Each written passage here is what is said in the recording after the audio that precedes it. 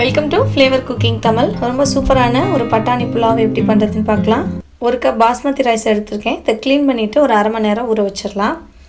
இப்போ 2 துண்டு இஞ்சி, 5-6 பல்லு பூண்டு, ஒரு 10 சின்ன வெங்காயம், 3 பச்சை மிளகாய், கொஞ்சம் புதினா, கொஞ்சம் மல்லி இலை, இதெல்லாம் கொஞ்சம் தண்ணி சேர்த்து அரைச்சி எடுத்துடலாம். இதுக்கு மிளகாய் தூள்லாம் சேர்க்க மாட்டோம். காரத்துக்கு ஏற்ற மாதிரி பச்சை மிளகாய் சேர்த்துக்கலாம்.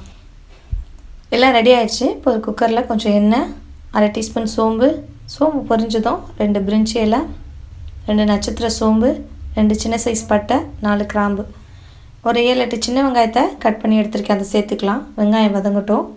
இது கூட நம்ம அரைச்சி வச்ச பேஸ்ட் இருக்குல்லையா, அதை சேர்த்து நல்லா வதக்கணும். இஞ்சி பூண்டெல்லாம் நம்ம சேர்த்து அரைச்சதுனால பச்சை வாசனை போகிற வரையும் நல்லா வதக்கணும்.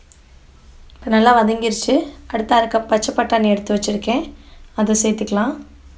இப்போ நல்லா கிளறி விட்டுட்டு நம்ம அரை மணி நேரம் ஊற வச்ச பாஸ்மதி ரைஸை சேர்த்துக்கலாம்.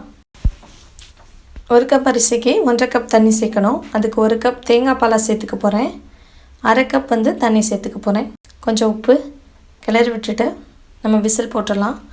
ஒரு மீடியம் ஃப்ளேமில் 3 விசில் வச்சுருங்க. இப்போ 3 விசில் வந்ததுக்கப்புறம் ரொம்பவே சூப்பரான பட்டாணி புலாவ் ரெடி ஆகிடுச்சு. ரொம்ப குயிக்காக செஞ்சிடலாம்.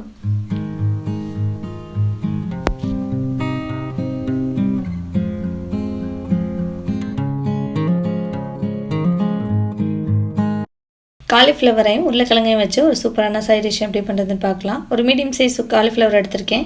ஹாட் வாட்டரில் ஒரு 10 நிமிஷம் ஊறட்டும். ஒரு 2 டேபிள் ஸ்பூன் எண்ணெய் சேர்த்து ஒரு 2 மீடியம் சைஸ் உருளைக்கிழங்கு கட் பண்ணி எடுத்திருக்கேன். அதை பொரிச்சு எடுத்துக்கலாம்.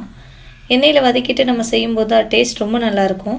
இந்த அளவுக்கு வதங்கினதுக்கப்புறம் ஒரு பவுலில் ட்ரான்ஸ்ஃபர் பண்ணிக்கலாம். அதே எண்ணெயில் நம்ம க்ளீன் பண்ணி வச்ச காலிஃப்ளவரை சேர்த்து லைட்டாக பொரிச்சு எடுத்துக்கலாம். இப்போ வதங்கிருச்சு. இதுலேயும் ஓரளவு நல்லா குக் ஆகிருக்கு காலிஃப்ளவரு. இப்போ இதை ரிமூவ் பண்ணிக்கலாம். உருளைக்கிழங்கு எடுத்து வச்சு அதே பவுலில் எடுத்து வச்சுக்கிறேன்.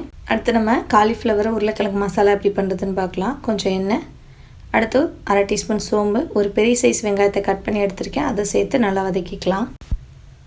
1 டீஸ்பூன் இஞ்சி பூண்டு பேஸ்ட்டோட பச்சை வாசனை போகிற வரை நல்லா வதக்கிக்கலாம். அடுத்துக்கு ஒரு கொத்து கருவேப்பிலை, ஒரு பெரிய சைஸ் தக்காளி கட் பண்ணி எடுத்துருக்கேன். அதை சேர்த்துக்கோங்க. மீடியம் சைஸ்னால் 2 சேர்த்துக்கோங்க. 1 டீஸ்பூன் கல் உப்பு,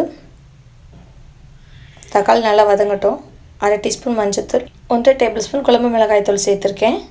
இது மிளகாய்த்தூள் தனியாத்தூள்லாம் சேர்த்து அரைச்சது.